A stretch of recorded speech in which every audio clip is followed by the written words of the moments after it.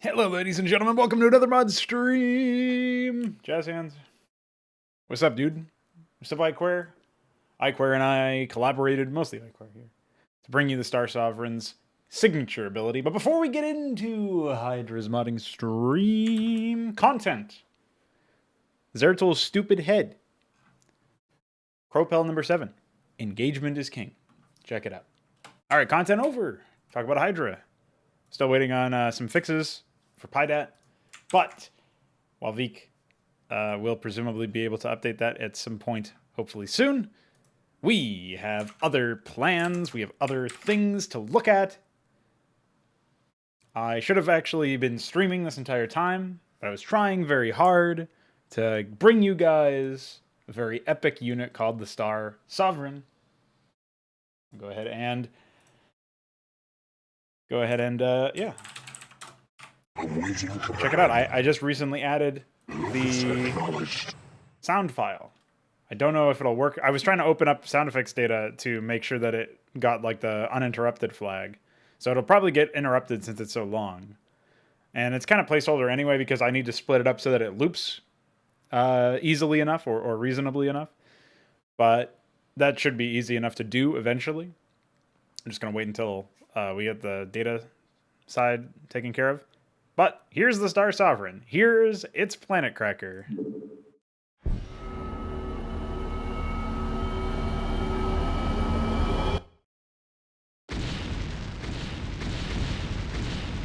case you missed it.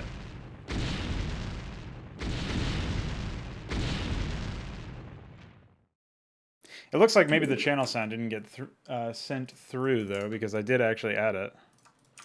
I'm wondering what was missed here. Play sound 1273. Okay, I'll jump into here.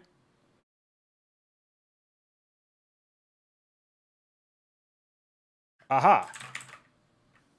Oops. That's why. Didn't have the .wav. Let's try that again.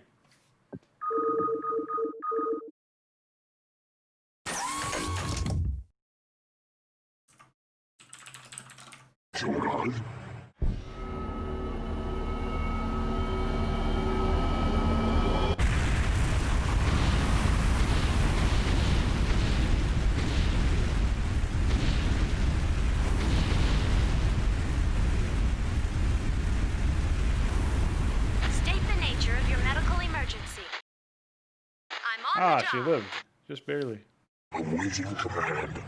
That's pretty nuts, though, if you can park one of these bad boys over a base. And imagine you just walk on in and say, hi. Standing by. System functional. Receiving transmission. All crews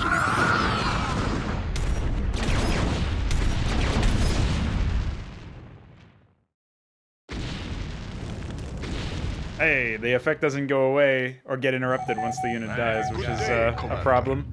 But aside from that, it's pretty good. That's pretty epic. So, there you go. Yeah, as you can see, it's pretty easy to utterly annihilate units. Anyway, if you add an imaginary fight between capital ships, I'm pretty sure the Phobos, pretty sure they would win. You know? Like, even if I take Phoboses that are, you know...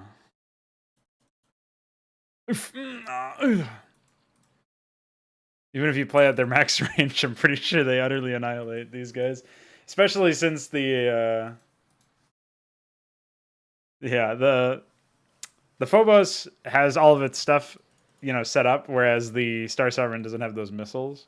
But even then, the missiles would need to be like, they're not as much of a game changer. Like the Phobos is the most powerful unit in the game by far in terms of like raw numbers, raw DPS. It's just that you can situationally get more out of a Star Sovereign depending on what's going on. Yeah. That kind of nuclear launch is definitely not detected, that's for sure. Alright, apparently Veek was able to fix that stuff. We'll take a look. See if I can open up sound effects data.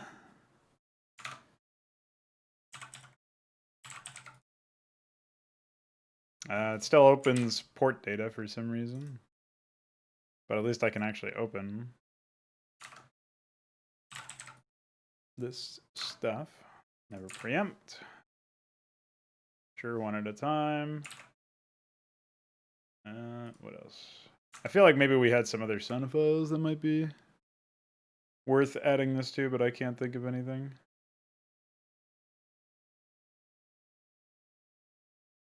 Yes, it deals up to 2,500 damage. Pretty epic, in my opinion.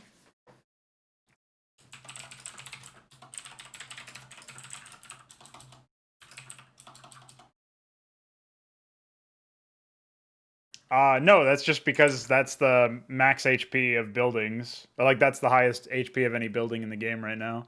The Quantum Institute has that HP. So I wanted it to be such that you could, in theory, wipe out any unit or structure with this particular unit. But it's across 15 seconds. You know, it's like, it's definitely got a...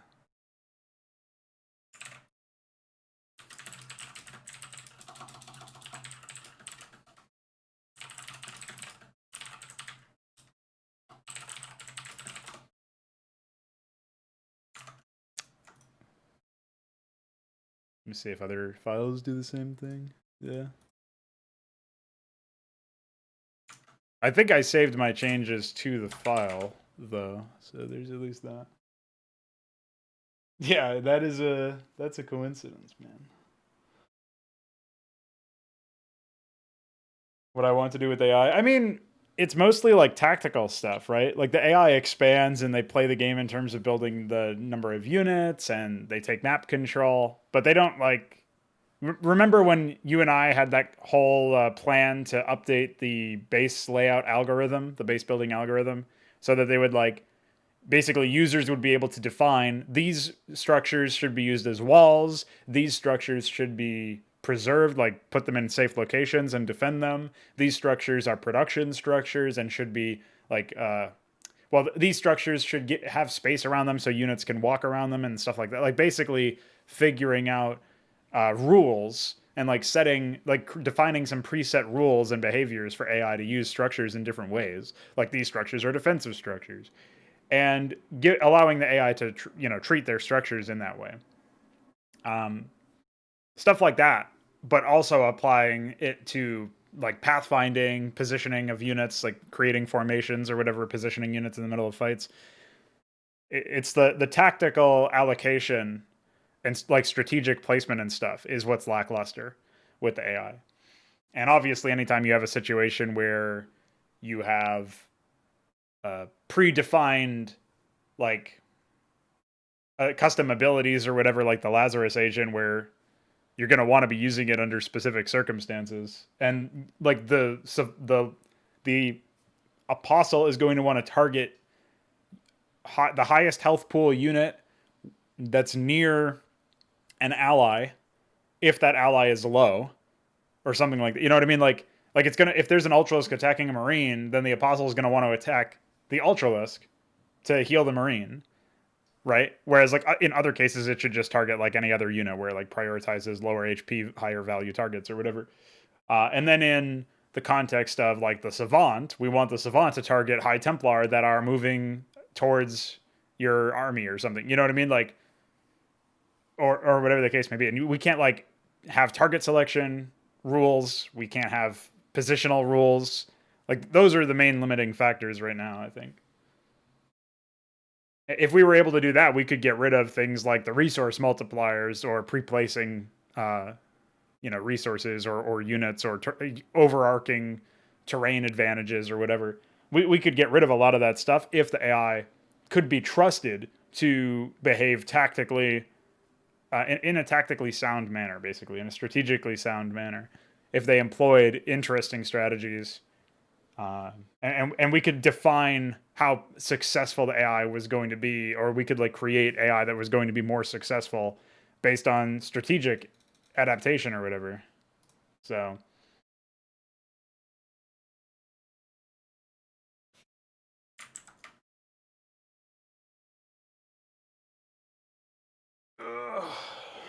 Just that's where I want to push AI to the next level eventually. But I think right now we have so many like custom units and stuff in HYDRA that the AI, even just using them to any degree of competence, is fine in that situation. It's pretty cool, in my opinion. I don't even know if IrfanView will load this GIF. Oh, there we go. Classic.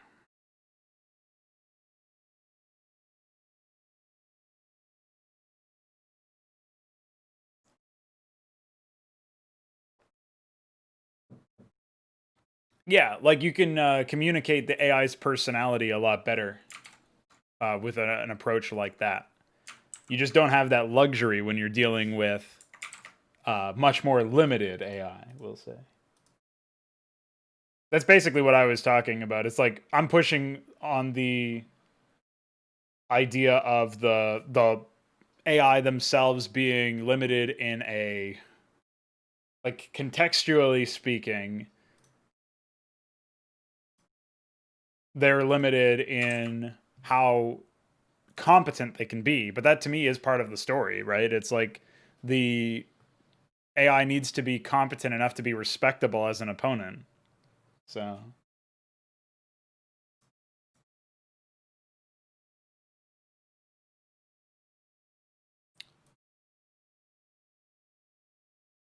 I was starting to update the Protoss AI yesterday after my mod stream. I'll continue that today. Something that I definitely want to continue.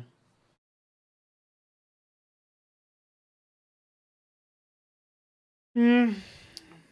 Yeah, the main problem as we continue to push the scale forward in an RTS context, the biggest issue that I see is that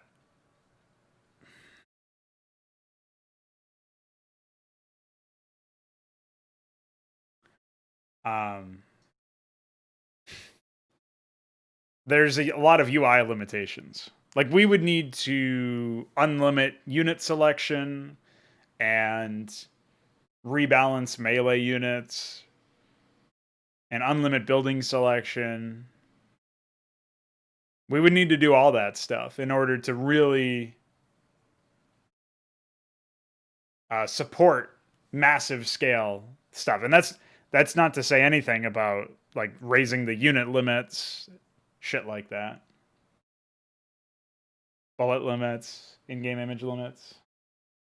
But yeah, I think having AIs that have a very specific kind of personality, even if that personality isn't going to win against a really high skill player or whatever, like if you had an AI that overcommits on micro, like you were talking about Dark Templar AI doing ambushes or whatever, even if that wasn't going to, even if like at the end of the day they're over microing and under macroing, that's still an interesting dynamic and something that could be perfectly at home in a single player campaign or in a melee environment where the personality, you pick that personality knowing that their strength is like early game action, and they might fail you in the late game or mid game, or they might need some hand holding to get to that mid or late game because of the fact that they take a little bit longer to get there due to their under macro and over micro, right? Like that's an interesting dynamic. That's almost like an actual weakness or play style that you would see in a real game if it was a real player of a particular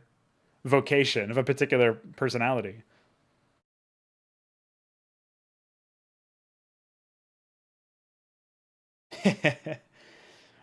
FFA is fun, but especially in there's an element of chance that I think a lot of people get turned off by at the hardcore level. And then I'm not sure why at the casual level it's not more common. That I couldn't say why that would be the case.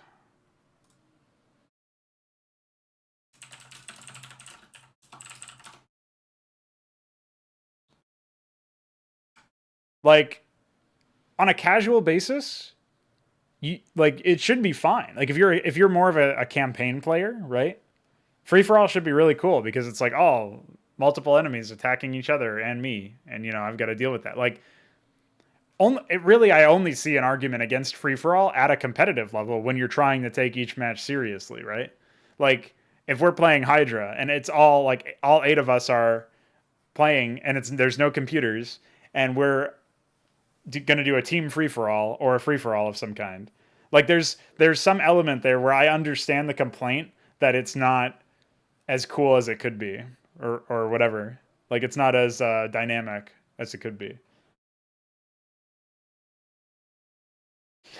Yeah, exactly. Like I really like it personally. I think even when you're playing against other humans, it's really cool because I really like the it's almost like a battle royale style thing.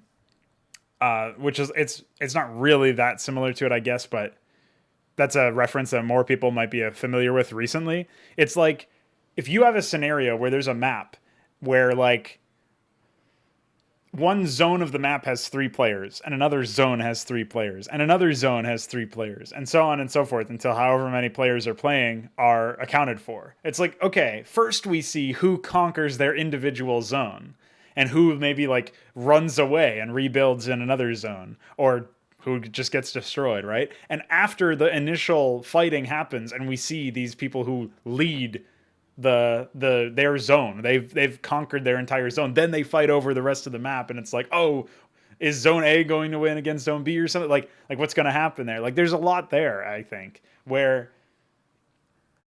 that's a really interesting dynamic where it starts out almost like even though it's a really big map, it starts out feeling like a very small map because you're really only worried about the people who are right next to you. I think that's really cool.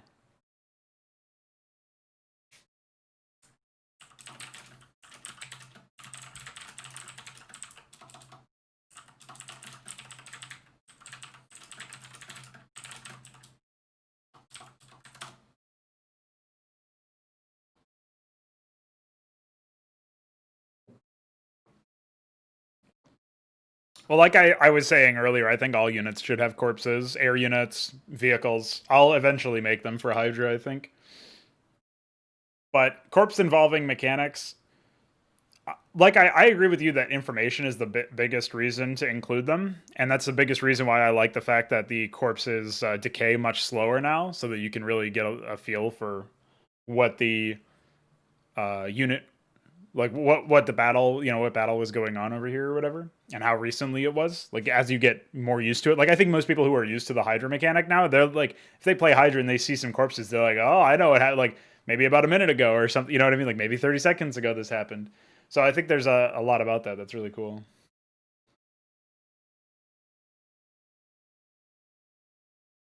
Yeah, like it also adds another layer of strategy to where you take your engagements if it's a free for all or even if it's like in a team game and it's like a team free for all or something like that, right? And like you're losing your High Templar, and you're like, all right, if I have High Templar, I'm gonna take this engagement at this point.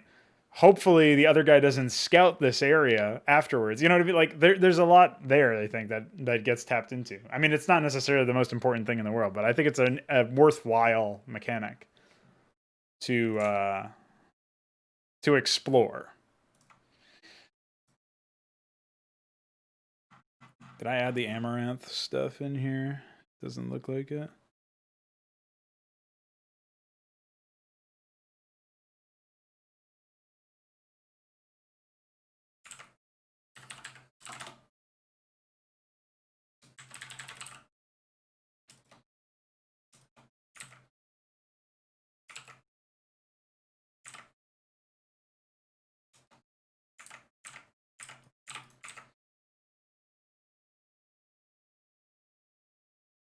Yeah, I think wreckage and corpses for everything would make the most sense.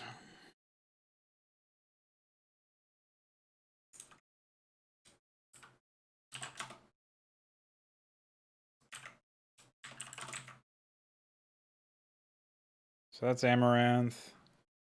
Then we need ecclesiast, and I think after that we're done with the gateway stuff.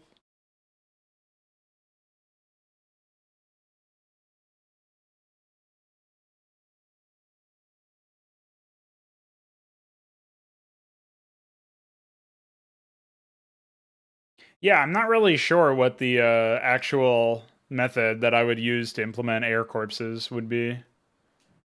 Like, my main concern is that if they're just going to look like they're flat on the ground and they fly over some unwalkable terrain that's on like a cliff edge or something, it's going to be a little awkward because it's going to look like they splatted on two-dimensional ground when it's supposed to be three-dimensional, where it's increasing in scale, right? Same if they like fall on a doodad that has some height to it. So I don't really know what to make of that. Obviously, it's a lot easier with ground units since they're always going to be on walkable terrain. Well, most of the time anyway, unless they get like repulsed into a cliff.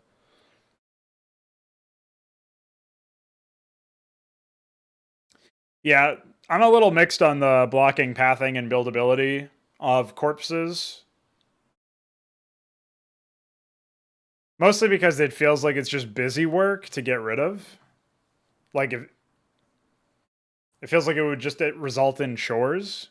Where I think it's probably possible to approach it from a different angle.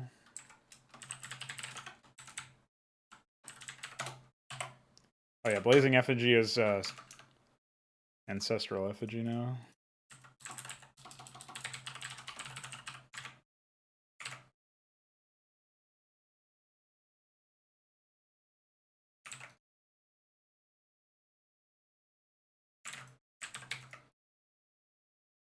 Sup?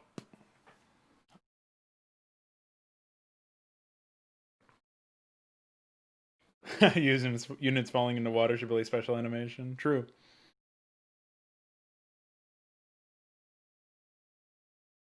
I guess falling on impassable terrain would make sense for them to just get destroyed as like a placeholder or whatever. But realistically speaking, we need some sort of like simulated physics, or we just need like a corpse that like we need to render corpse graphics on 2D and then corpse graphics on cliffs, but that adds a lot of overhead, so.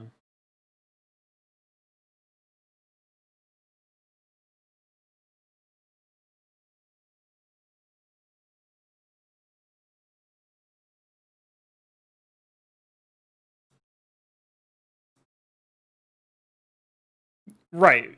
Like, I don't know exactly how they would work either. We might need voxels or something, because as far as I understand, that's what allowed for simulated stuff. But that can be something we like. That's a more of a like a as important as I think it is to the end result. It's also something that's like super distant in terms of impact or whatever. You know, it's like pretty far away. IMO.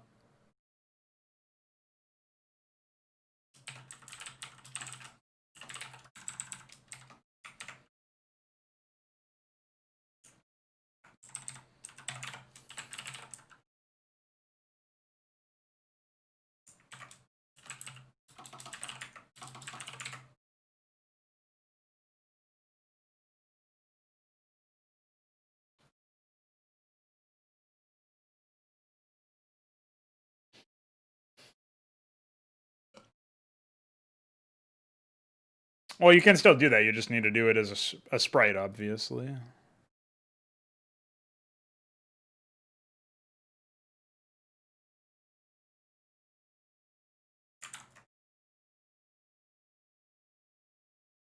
The real advantage is the fact that you can interpolate between different animations, so you don't have to animate every single possible combination of animations, right? That's definitely an advantage of 3D, but it's so impossible to read, so it's not really much of a point. It's sort of like how remastered has some advantages in the art department of like not having palette limitations, but it also this has the disadvantage of being remastered. So can't have that. Can't deal with that. That's a no go.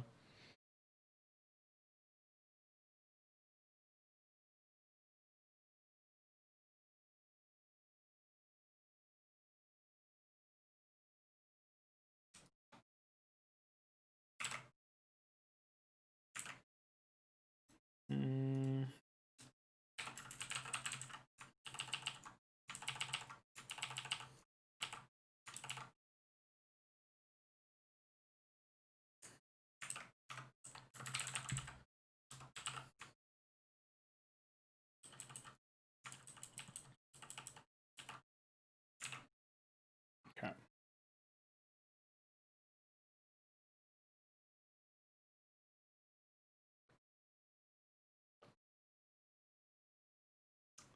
Yeah, I was thinking about the Rust faction. Instead of borrow, they have the borrow ability. But it doesn't work because they didn't satisfy the borrow checker. They they have the borrow ability, but it requires a borrow checker structure that will unlock it. It writes itself. Just saying.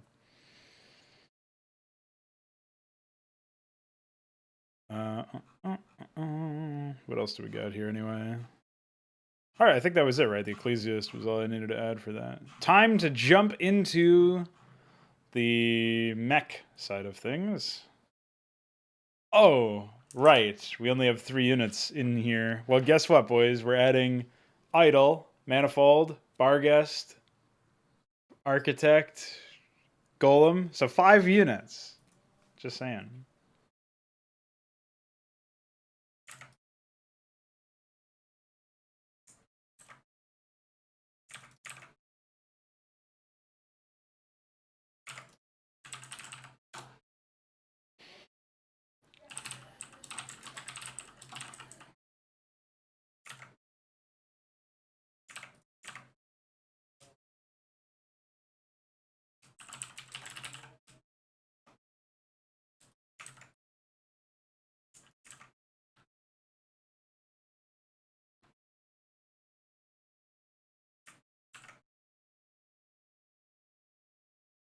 Your game won't panic from using borrow ability.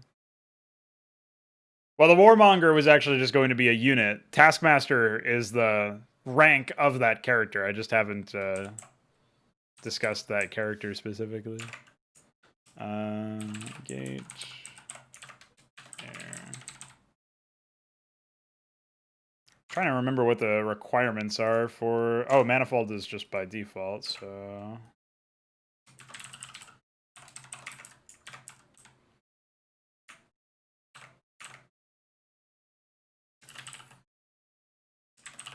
And then the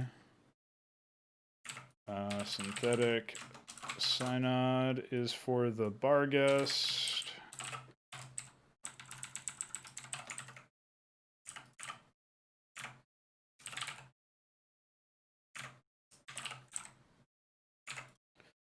And then...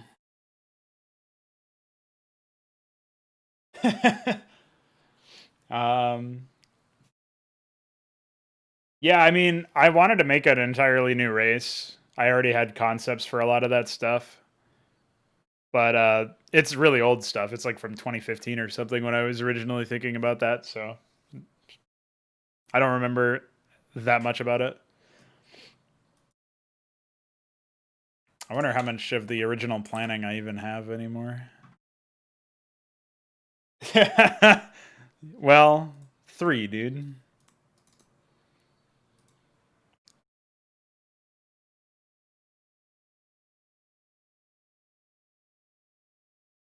I actually don't know where any of this stuff is. Oh, it's probably an active. Maybe not. Oh, here it is. I don't even know if I had anything in here. Oh, I did. Sort of. Yeah, not really that much though.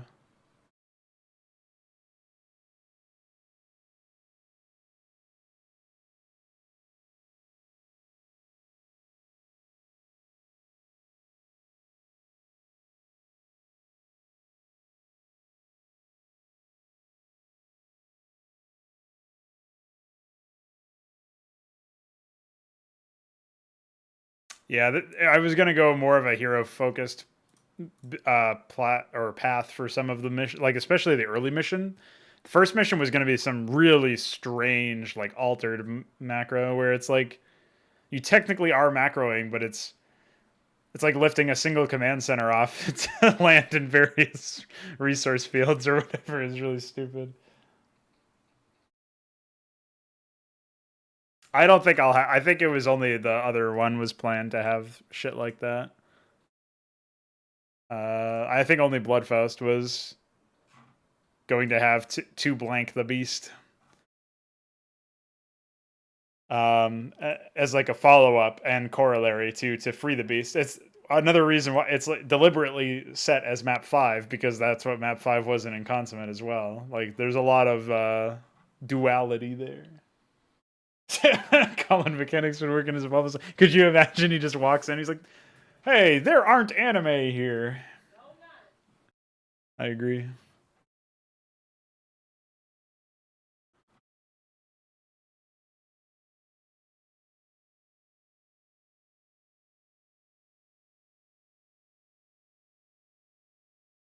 I think I mostly copy and pasted a lot of this stuff from Inconsummate. Oh yeah, because I was filling out the idea of potentially making this during Full Toilet. That didn't last very long though. To the beast. How you doing, DF?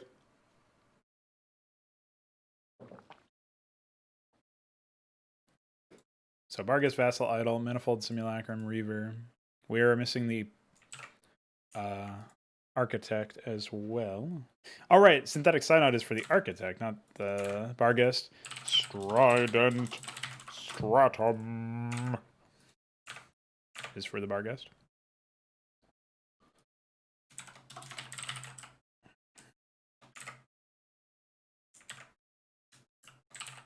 Oh wait, this is down here. And then we also need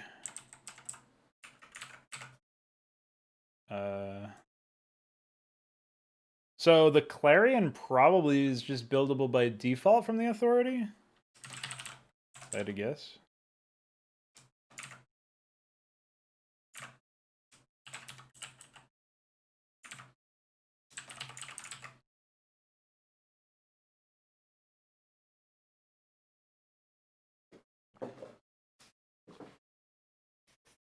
Yeah.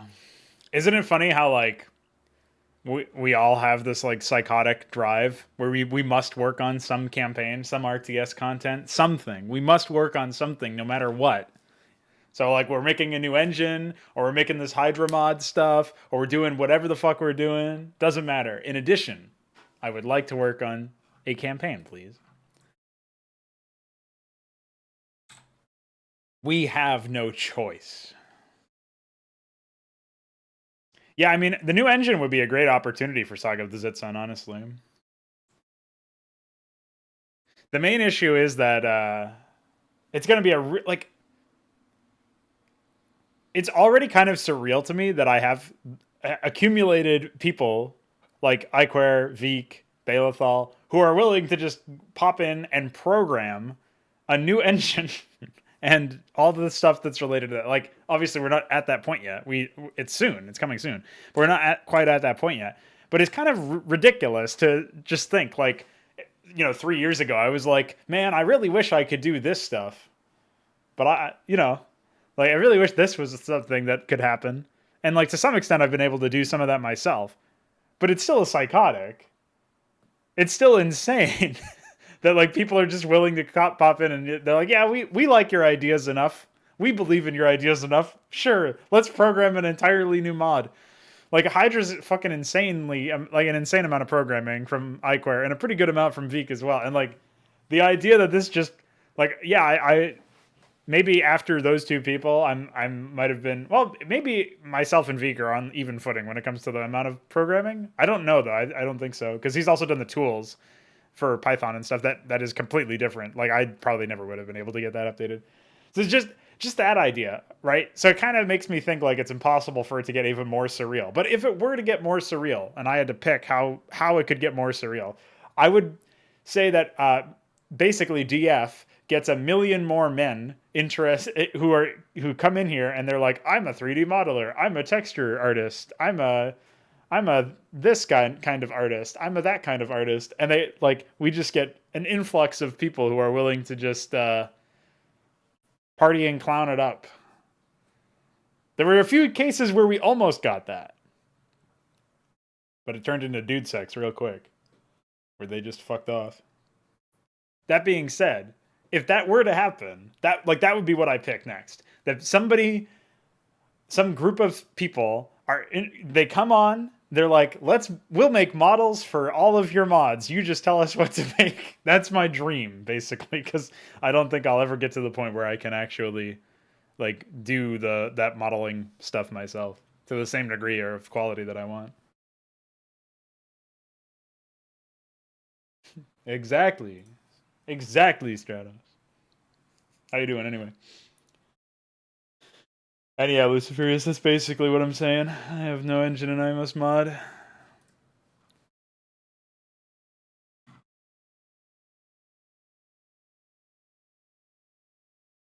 Honestly, the next custom campaign I do is probably going to be even more crazy because it's going to be that fucking Huncraft project. Oh, I know you are right now, DF. I'm not trying to minimize or mitigate your or like talk shit about how much quality or how your contribution has shaped the game or shaped the mod or whatever. That's definitely not what I'm trying to do. I'm just saying like it would be like if iQuare was the only programmer, where at least now there's like Veek and myself can do some stuff, right? And Veek can do like a different kind of thing that iQuare can do. Like we basically need to get to that point where like maybe I can do some 2D stuff, and then DF can do a lot of 3D stuff, and then somebody else comes in and does like, I mean DF does a ton of fucking 2D stuff too, so it's kind of an unfair comparison. But you get the idea. Like if we could just get more people to come in and put their weight behind stuff like that, that would be really cool.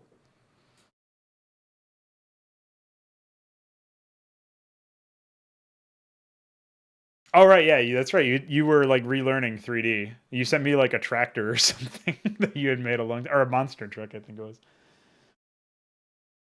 Yeah, that's true. Also, just in a time span of 3 years, if I went from I'm done making in consummate. I wonder what's going to happen in the next 3 years, and then somebody just sends me the fucking intro cutscene gif or whatever.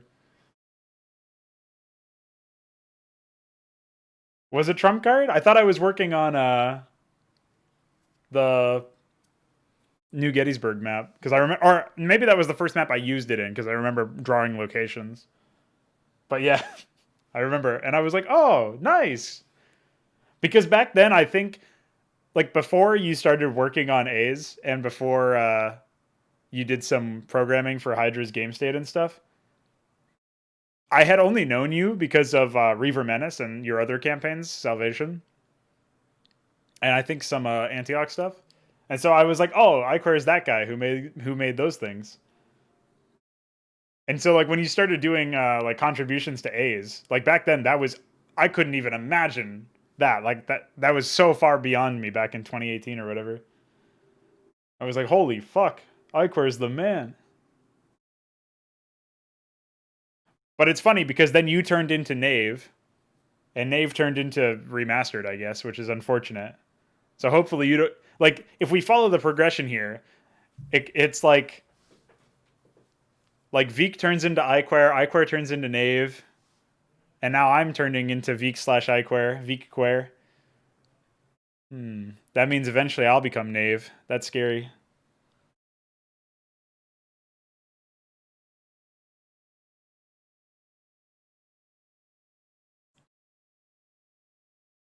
Yeah, most of the time it's ports or kit bashes. And the stuff that is original, you wish didn't exist, so.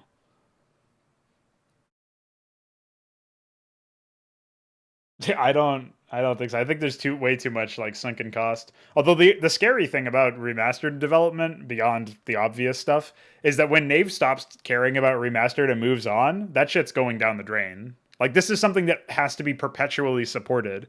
Whereas we can do stuff like Poiquart. Like Poiquart can come in and make these barely functional tools, and then Veek can fix them up over time. But even if there were no fix-ups and no patches, like we would have to deal with the fact that they suck, but they would still function forever, indefinitely, right? Like there's no end of life on them beyond like maybe we need to run them in a VM or something at some point, like super far down the line, years and years and years down the line. Whereas like if Nave just stops working on it tomorrow, then in a month or so, the tools stop working, all mods stop working, everything drops. There's literally nothing. Like you could just like I mean the other thing too is like if you finish a project as a campaign developer, like UED Commander has just abandoned alternate at this point in terms of like he's not going to be updating the project anymore. Like he's done updating stuff, but he still has to update the mod and then put it online, and other people, like whenever a patch breaks something, he needs to repack the mod, upload it, and everybody who wants to play it has to re-download it. And there's like the only way to do that is to check the forums or whatever wherever the download link is. Like, and people think that 1.16.1 is inaccessible. Like, at least your EXEs aren't going to break. So yeah, pretty nuts.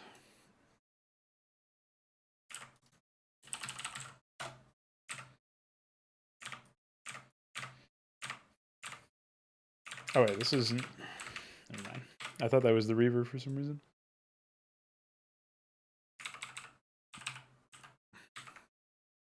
Okay, so we have the vassal stuff. We'll duplicate this for or not simulacrum. What do we need for this? We need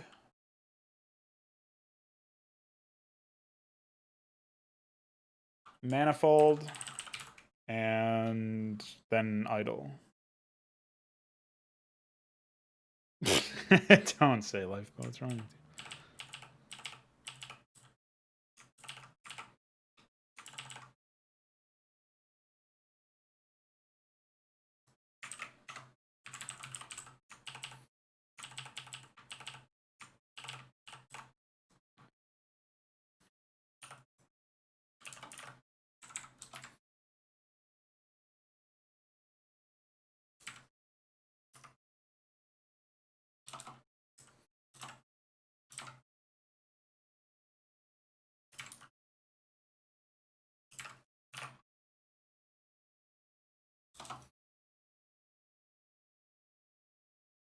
I've added all of the new units to Terran and Zerg and refactored a bit of the Terran build orders and some of the Zerg ones as well. I have to do the Protoss. I'm doing the Protoss units now for adding them to attack waves, and then I've got to add them to defenses, and then I've got to add them to, or I've got to update the build orders and change the player need calls and all that stuff. So I don't know if I'll actually finish all that today because it's a lot for Protoss because they got a lot of changes for their production and like their tech tree and stuff. So trying to think if I guess we can take the simulacrum and use that as the basis for the.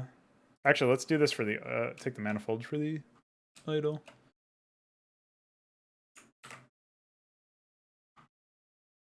On past this.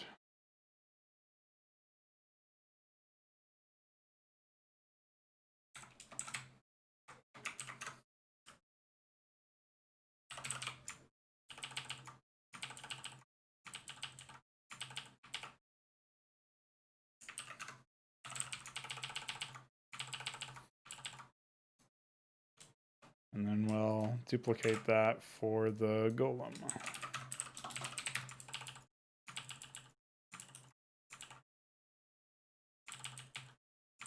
Though I don't remember what the tech requirement is for the golem.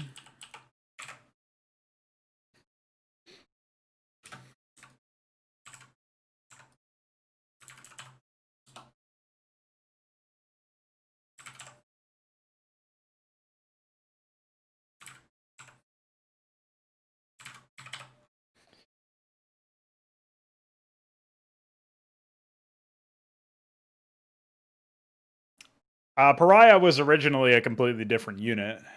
Now that's obviously going to be named something else. And the charm ability was basically,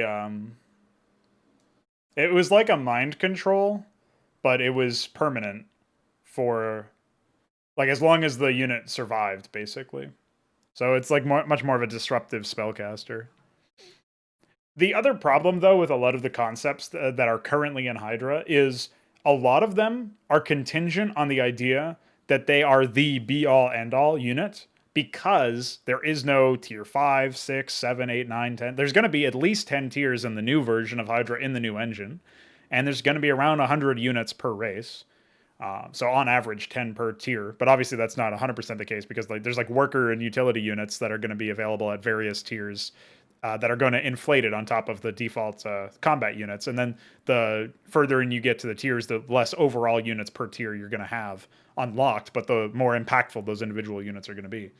Like as you get to like the last 3 or 4 tiers, I think most of it will just be like capital ships and mega things that are just going to annihilate like entire bases or whatever as time goes on, if given the opportunity, obviously. But given the fact that like the Pariah is only as powerful as it is, or like the Star Sovereign is only as powerful as it is, and the concept really only works in that sense because they are that powerful, or because they are the last in the line of tech tree progression. And so it's meant to be an expression of the ultimate side of tech tree power, right? Like that's why the Phobos is so powerful, because it is the embodiment of the maximum tier Terran stuff.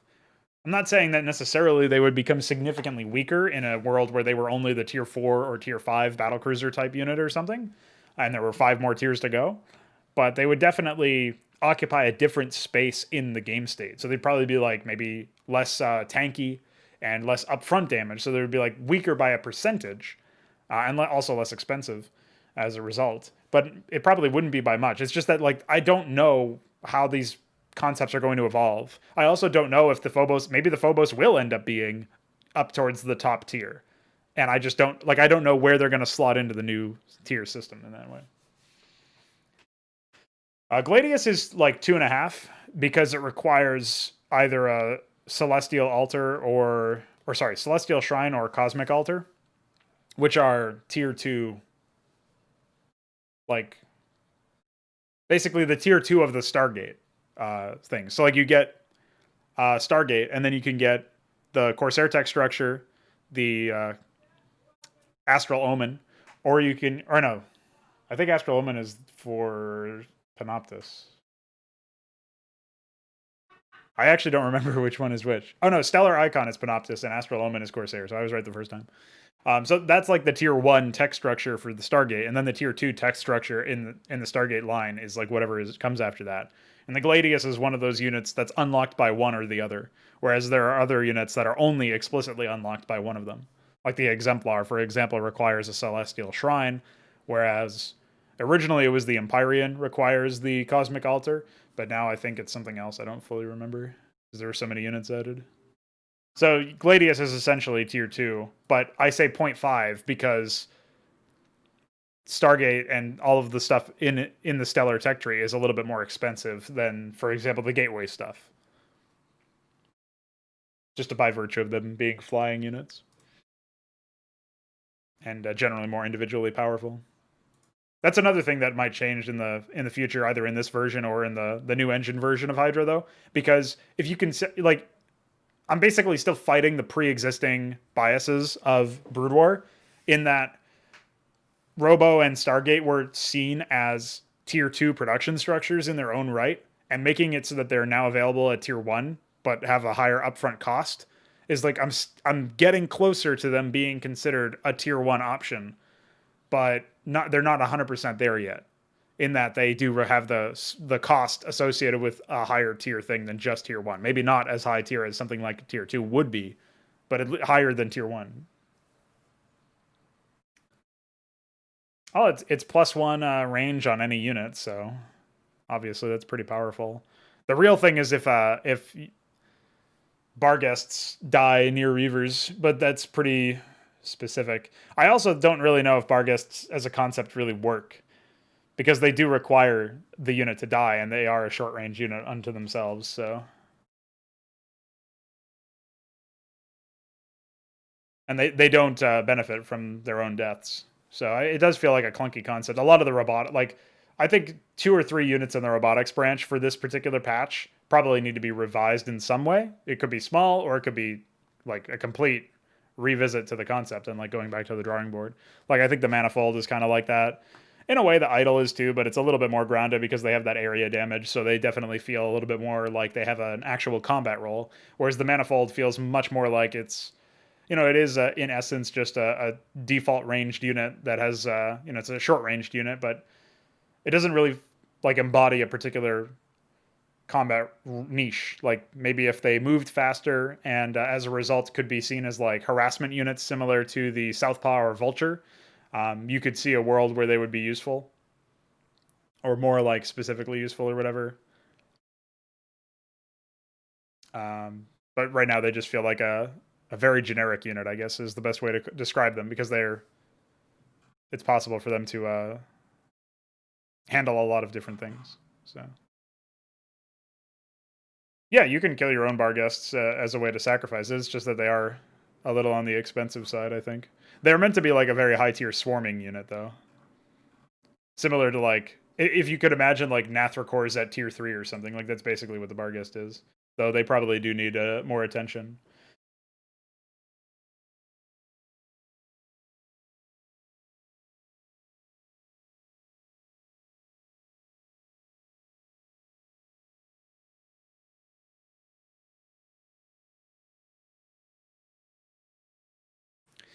Would it be possible to actually implement the? You remember the idea for the aspect where it would move slower over unpathable terrain? Is that possible to implement right now, or is that did we run into some issues? Because I wouldn't mind giving that passive to the manifold, making it so that they can like scale cliffs or something by walking slowly up them. It would probably look really goofy, but would be possible. I just don't know how to like that's probably a very complicated thing to implement because you have to like intercept the order and then like give them a new movement target and stuff. Compared to normal units, it'd require pathfinding hooks if I had to guess.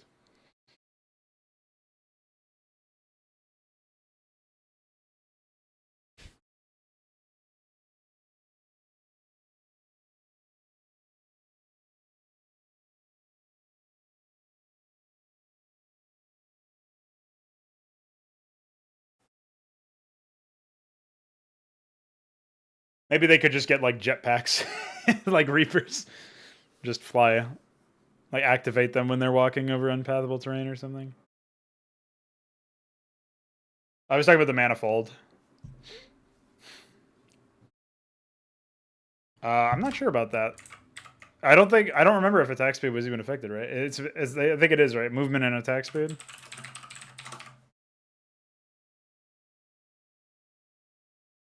Yeah.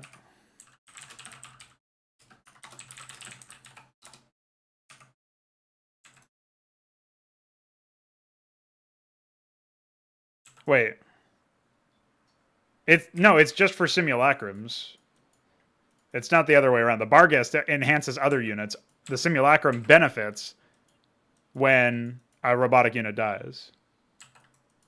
So it only affects the simulacrum in question.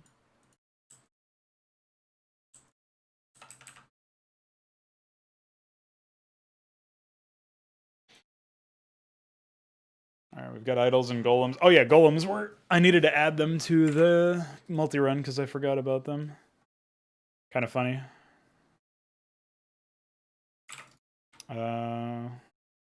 So what is the golem's tech requirement? Machinist Hall. Yeah, that used to be the observatory, right?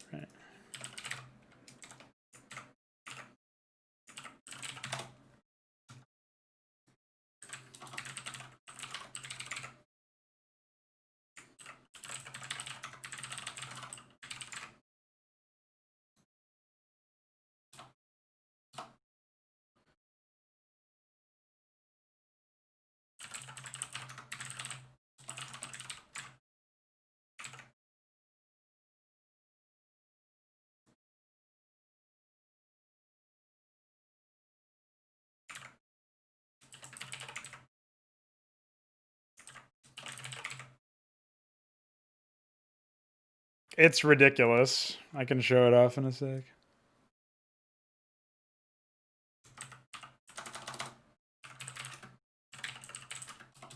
What is it, 10 that require it? Yeah.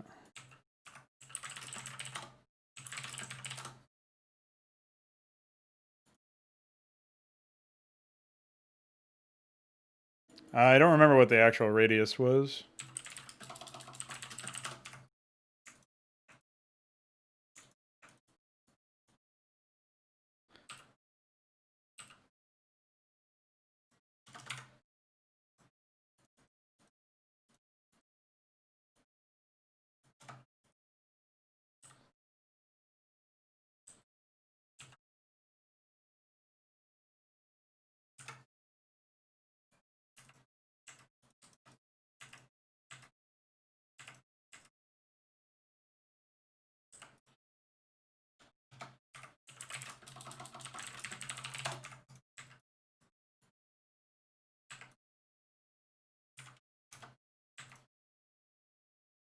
There you go.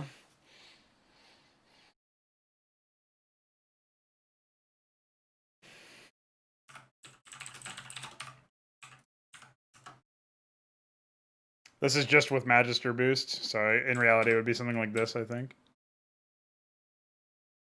Pretty good range increase.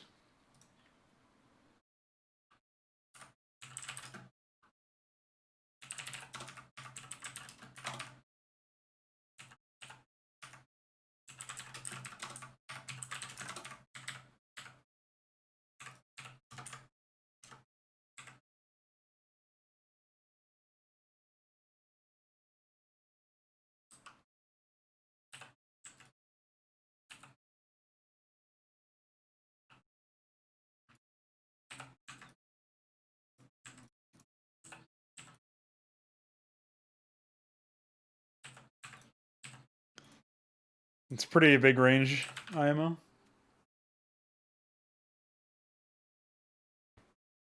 Ah, which one? I don't remember too many of those.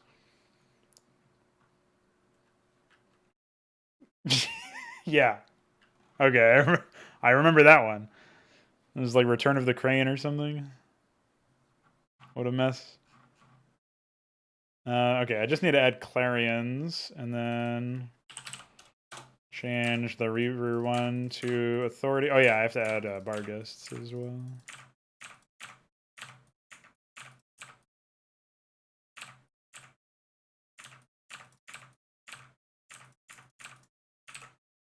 So we'll copy this for Clarion, because there shouldn't be too many of them.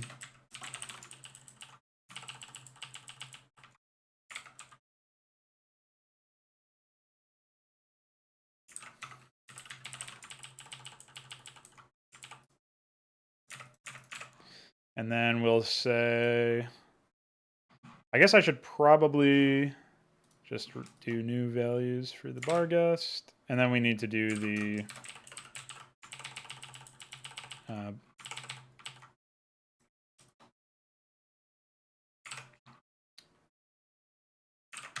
Architect.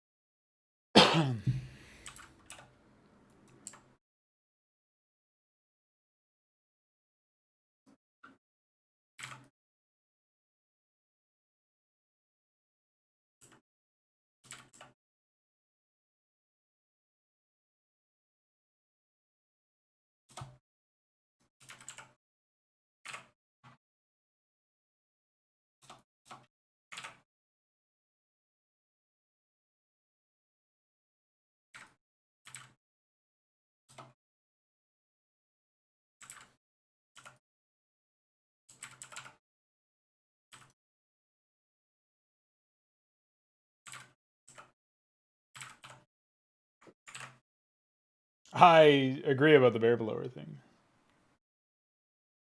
Yeah, Return of the Crane was some weird mission where you unlocked it by playing through the stupid anime micro map.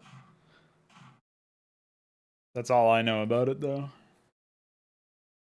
All right, Aurora, Panoptis, Corsair, Exemplar, Empyrean. Oops. Empyrean. Wait, did that just remove it in here? Of course it did.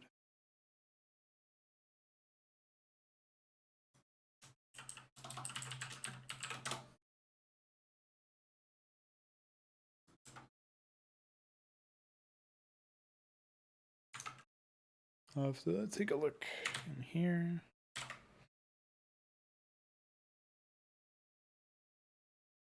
I guess it would make sense for the unit to require both, even though it's on the Argosy now. Okay.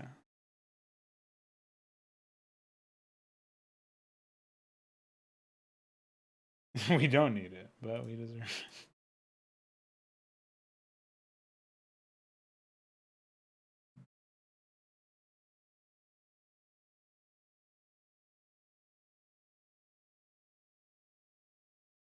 Yeah, Dude Keith said that he wanted to. I heard that he had wanted to do something after Annihilation, but I don't remember if he. I think he did finish it, right? It's just I can't bother. I've already missed the window. I'm sure it's already broken because of StarCraft 2 updates. Flame knifing is going on. Oh no. Mm-mm. Mm-mm. Ba-da-da. We'll say Magister. Here Max. Magister. Here Min. Legacy. Legacy.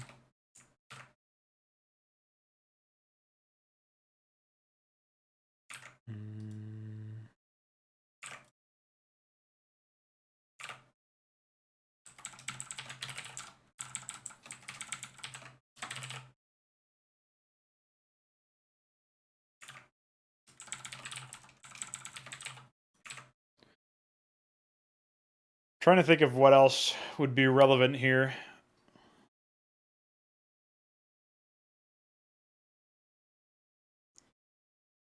I know the Gladius was added.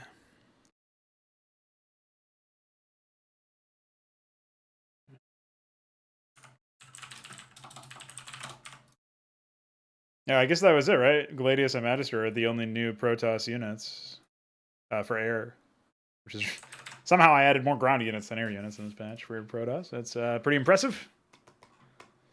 Well, if that's the case, then obviously the Gladius just needs one. What's it called? Celestial Shrine, Cosmic Altar, Ranger.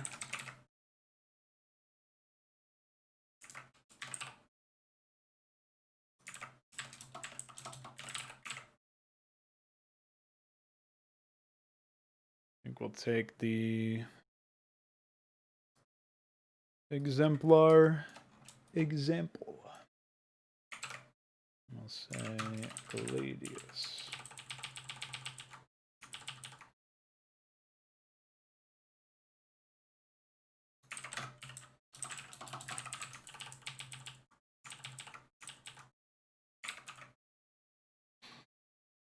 And we'll say for Empyreans. Yeah, I think we could probably use the same thing, same amount of numbers here for Magisters. I think they're roughly the same cost, so.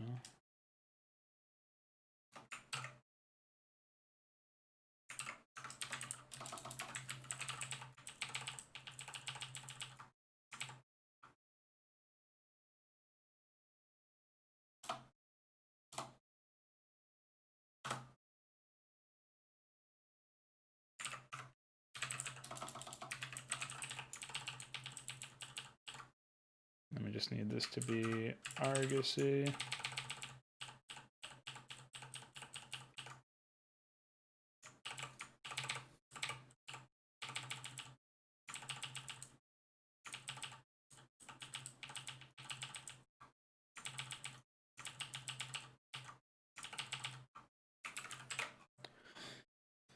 Okay.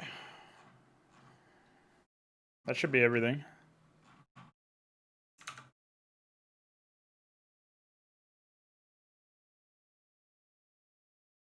Yeah, Manifold's already been in there. That's the Protoss Marine, as you called it.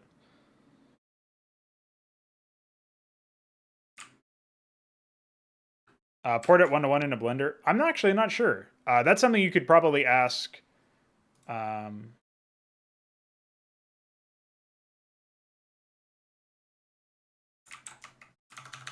You could probably ask Balethal, because he uses Blender.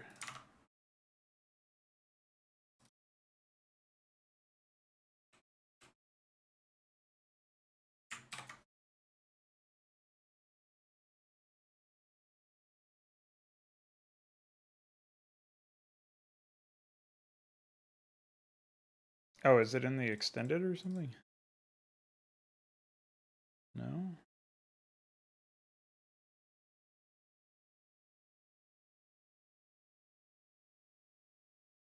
Oh, it is. Okay.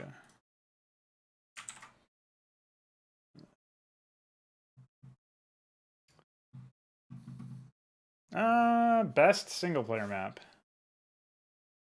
If it's not Stormborn, it's probably like Rescue Sun or something. But I think Stormborn is probably a pretty decent shout.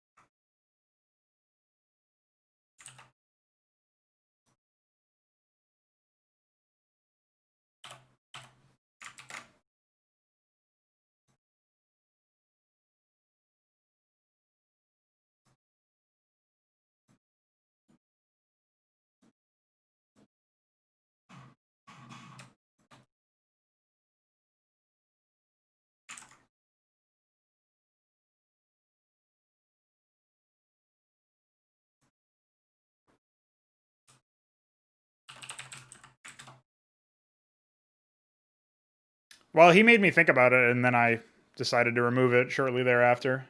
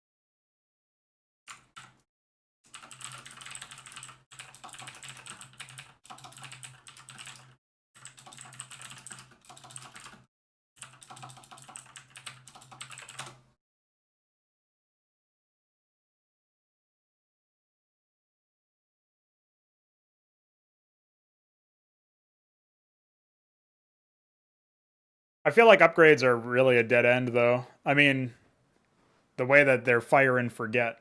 And I also feel like it's really inconsistent if you make it tied to a building or something, because then radically changes over time.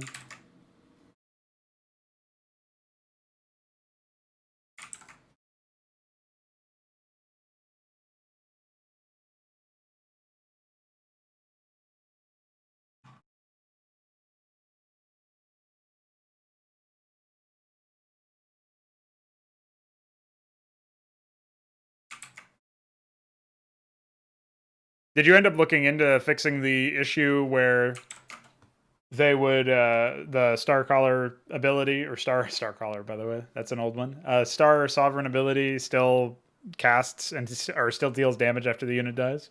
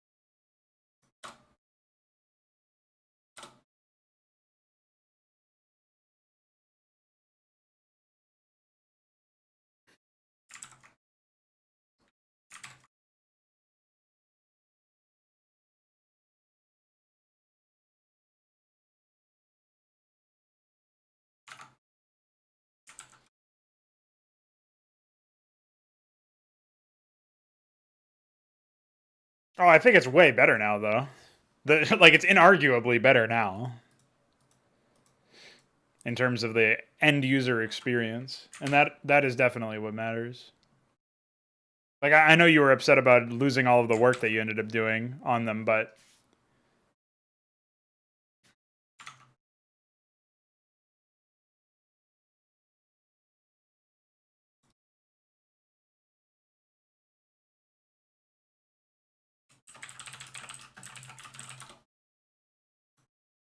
I also lost all of the conceptual work for a lot of those upgrades as well.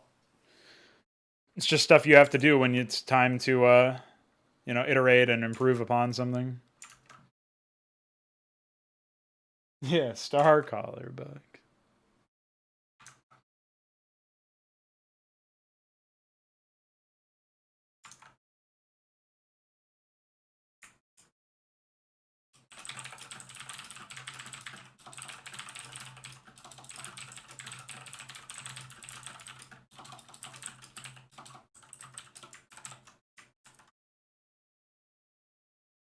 Oh, okay.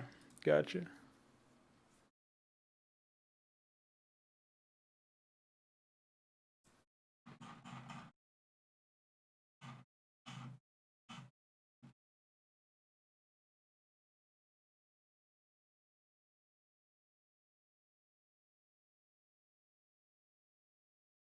I have no idea how to implement that behavior.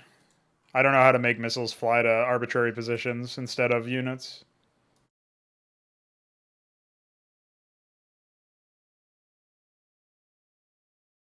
I guess the terminus doesn't really count because it's a new unit concept.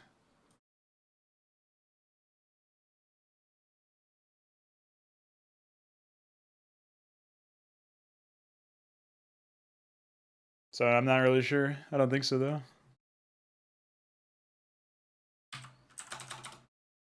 The fuck?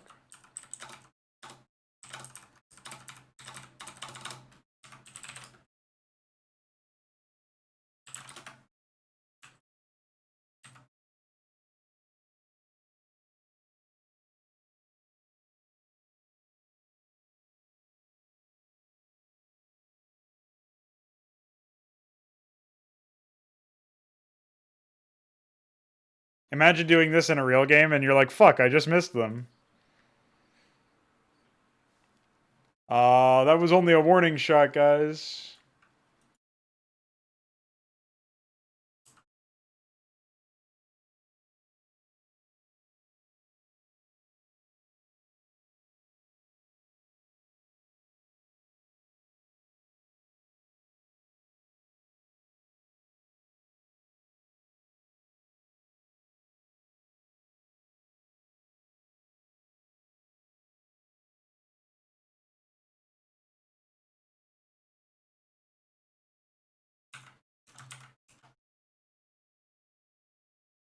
Oh yeah, we also have to make it use the actual weapon ID for the radius and damage instead of the hard-coded damage. They're using BEXPL. If you want to try to make them more opaque, you are certainly welcome, but it's 100 frame graphics, so I don't know how useful that would be. I don't think it really matters though. The amount of damage that it deals, it's unlikely to matter at all. Have I tried planet cracking with multiple star sovereigns? I have not. I guess we could have just like wiped the entire map though.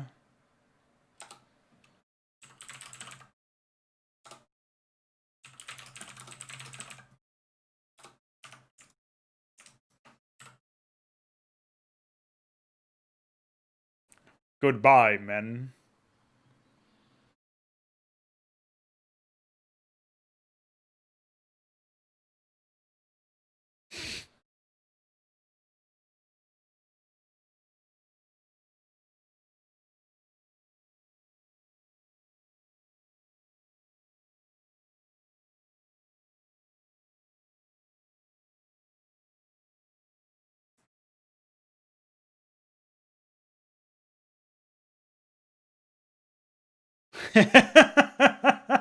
Yeah, could you imagine? Attack had 1 star sovereign, he just walks up and fucking glasses your base.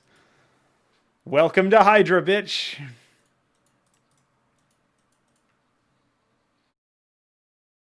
Well, I think it's because it's allied units. Unless you think it's going to be like that more often.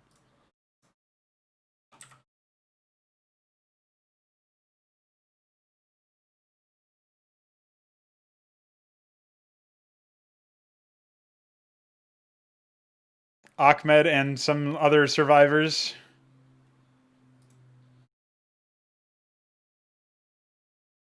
They take cover in the eye of the storm. I'll just spawn like...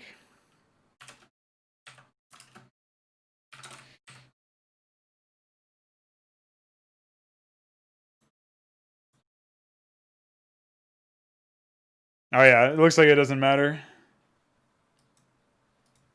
if they're enemy units or not.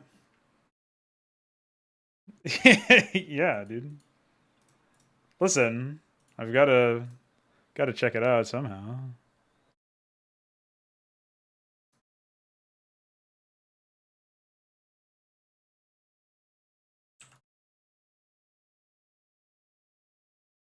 I hope he blew up the whole campaign. I do hope he blew up the whole campaign.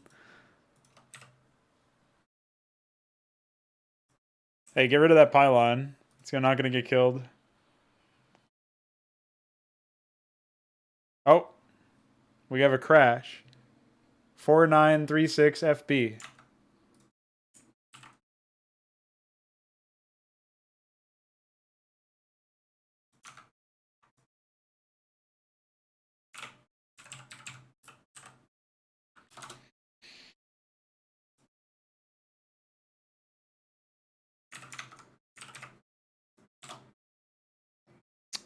Is powered. How the fuck? Maybe that's a crash for unrelated effect though. Because I think it just happened when I killed some...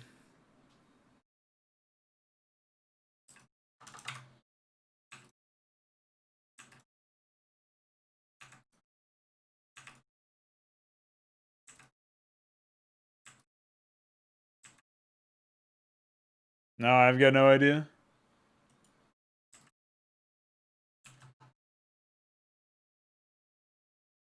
Yeah, I indeed blew the entire game up, yeah. Hey, Mutas doesn't.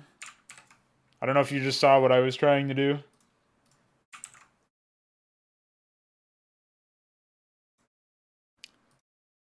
I don't know what it was, dude. I can send you the crash log if it'll be useful.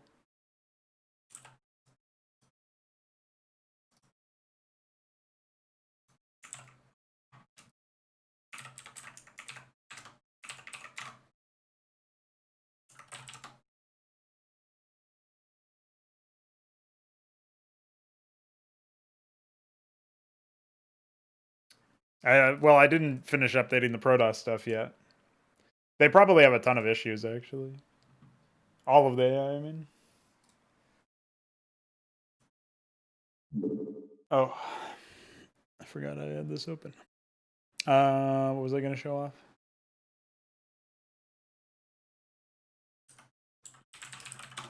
Contact. Check this out.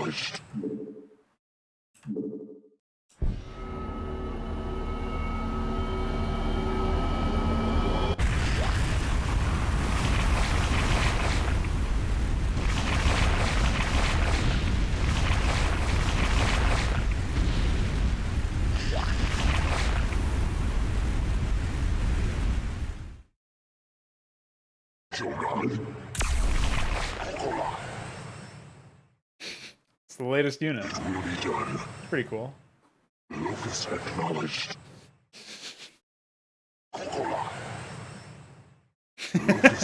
It's the unit from the trailer that you remember the intro cutscene that glasses the Terran ship. We did it. We found it. He was lost for 20 years.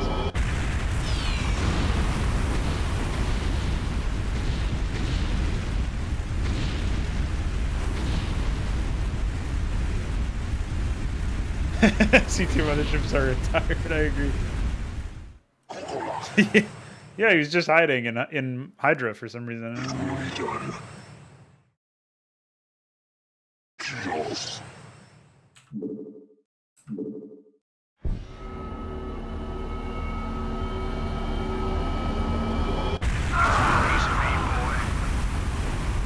me to him! This man is hibernating. Need medical attention? Yeah? Executed IMO. Standing by.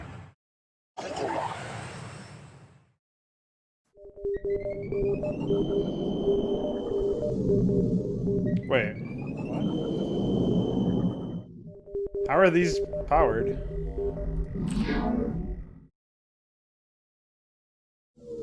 Am I missing something?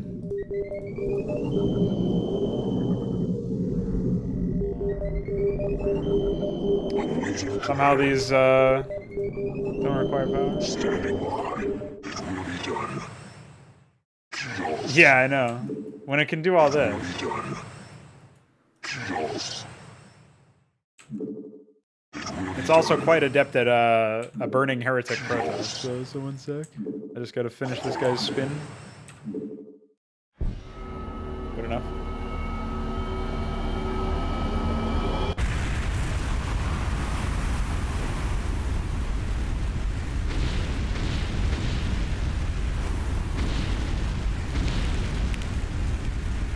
Standing by. It's a 15-second attack, though, so... Chaos. Yeah, maybe it was the automaton register that crashed the game when it died. I'll try it again.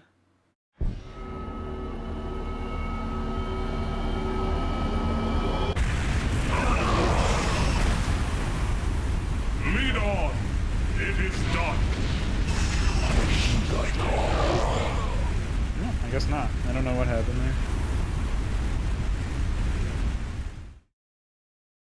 Awaiting command. Yeah, I know, like, can you imagine this in Allied play where somebody's, like, running in with some...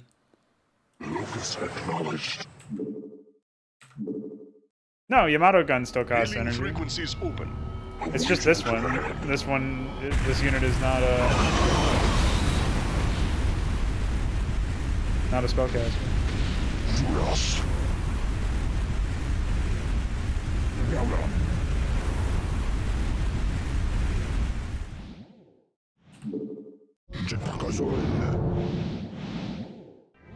Contact.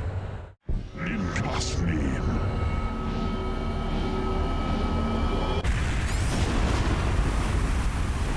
Receiving transmission. Channel over. Fireworks, guys. Make up your mind.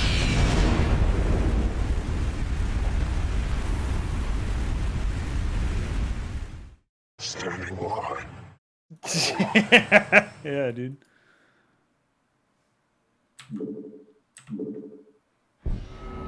Sorry, I just need to get rid of these last few surviving ground structures and units. Oh, there's more of it. Fuck.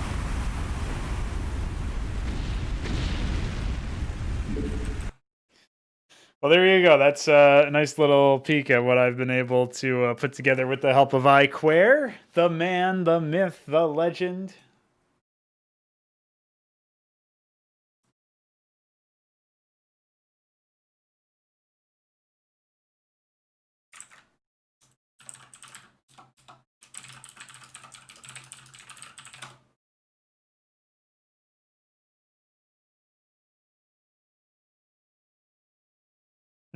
I don't think so. It doesn't affect air units at all, and this unit is literally endgame tech, so super expensive.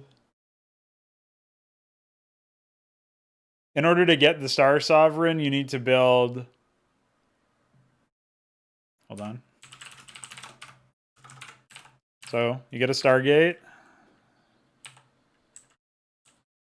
And then once you get a Stargate, you get... I think the Argosy requires... Yeah, it requires Astral Omen or Stellar Icon. So we'll get the Stellar Icon here. And then we'll build the Argosy.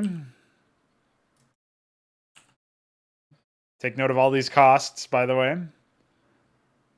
And then we need Astral Omen anyway, because we need the endgame tech structure.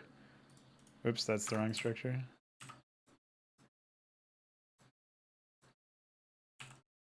We need Fleet Beacon and Arbiter Tribunal. And then, then I need to add the button to actually train the fucking unit at the Argosy, and then you can get a Star Sovereign. Which costs 500 minerals, 350 gas, 10 supply, and 120 seconds. So I think if you're able to get that unit, and then position that slow-ass motherfucker over an enemy base, you probably deserve to win. Well, at least you deserve to kill his base. I'll put it to you that way.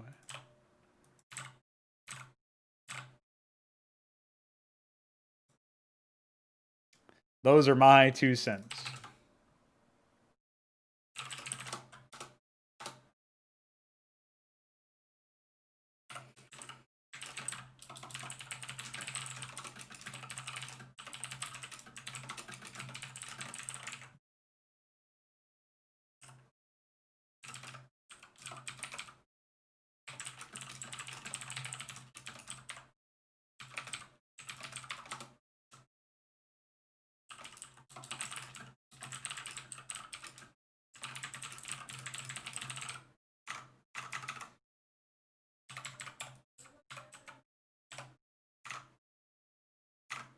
What else do we got here? A, G, E, C. Yeah, okay. S can be fire. Star Sovereign, then.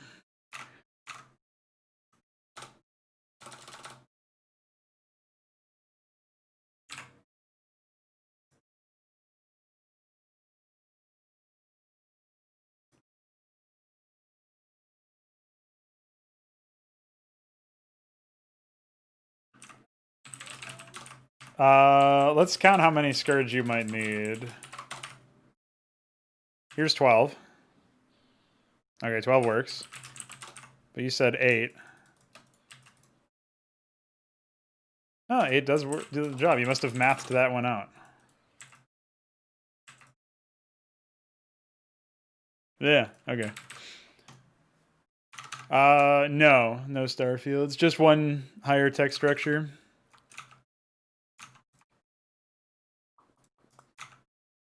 But yeah, currently there is a bug where it will still deal damage if the cast got off, but obviously once we fix that, it will be interrupted as soon as the unit dies. Because the idea is that it's supposed to be channeling the beam. We just don't have a graphic for the actual beam itself yet. And we might not get one for this particular engine, so not sure. That might require additional progress to be made. But hey, I guess I can mark the Planet Cracker as implemented.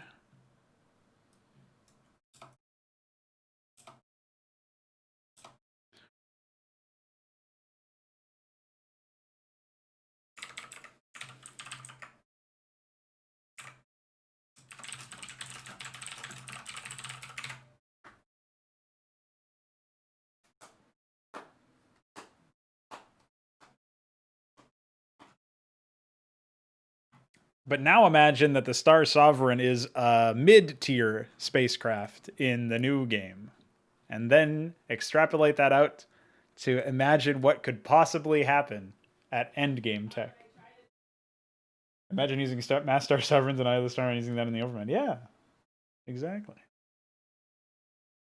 Just think of any mission you've played in StarCraft, custom campaign or otherwise, and it would be so much better if it had HYDRA's tech. Just saying. Just saying, man. Like somebody was trying to update what was it? Retribution, I think? They were trying to make it so the AI would work within HYDRA, but they have to like remove heroes and critters and all this other stuff because we use those unit slots, unfortunately.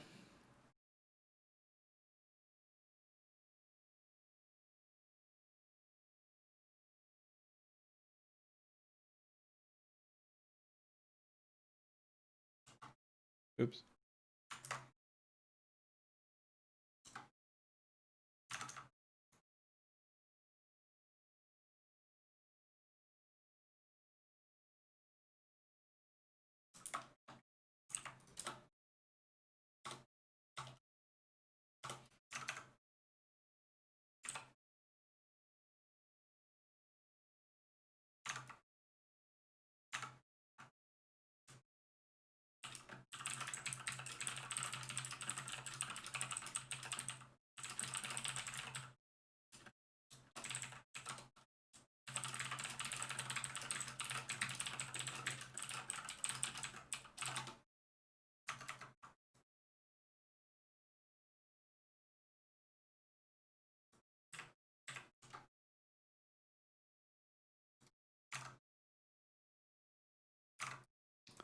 Pretty big downgrade that I have to manually open.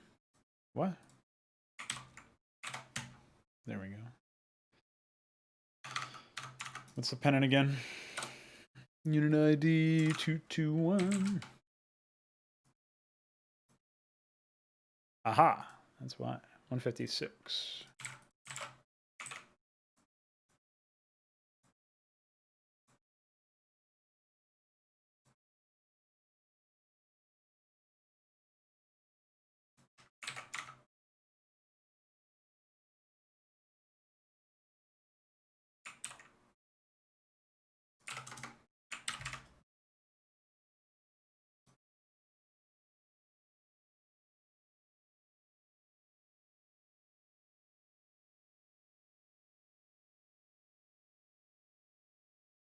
Yeah, I don't know if it would make sense to morph it to those, but there is a tier 4 hatchery or tier 4 hive. It's called the Sire. It's way too big for what it should be, so I've kind of just forgotten about it and hope that nobody will ever see it. Because it's a little big.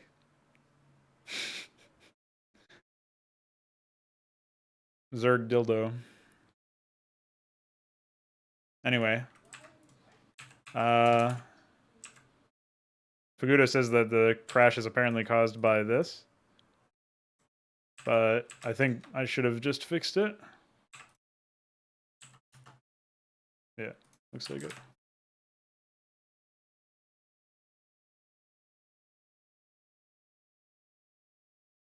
It is definitely really ugly. I don't have any other spray right now, but I might just like kit bash something. Since what benefits would that give? Wait, what? The Sire? So the Sire is basically a tier 4, like another level up on Hive, so it spawns larvae faster.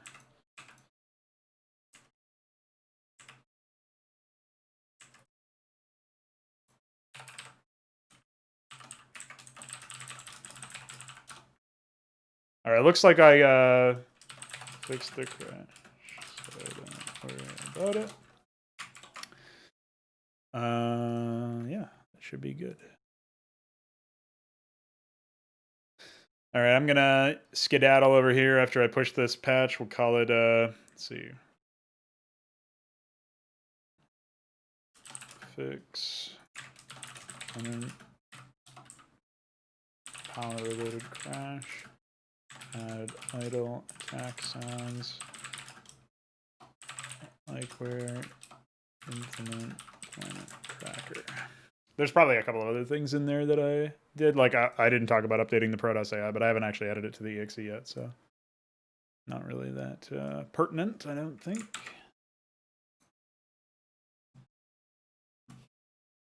Well, dropping buildings still has a ton of problems. Like if you drop a photon cannon, it will remain powered, for example, and other stuff like just doesn't work properly. So I'm not particularly sold on the idea right now. But in theory, it should be possible to implement them. I just haven't finished the whole idea. Like haven't finished the whole unit concept or whatever. Anyway, I'm going to skedaddle for now. I know this was a much shorter mod stream than I normally do, but I have to get ready for a talk show that I'm going to be producing pretty soon. And then after that, I have to get some more work done on this. So there you go. I should have just streamed when I was starting to work on the Star Sovereign stuff, the Planet Cracker stuff, but I thought I was going to be able to finish it sooner, and then I was going to be like opening up the stream with it, which I did end up doing, but just took longer than expected. So I was actually working for like 2 more hours that didn't get documented. Much to the chagrin of anybody who looks forward to watching those long stream VODs. But have no fear, we'll be back tomorrow with another one. See you then.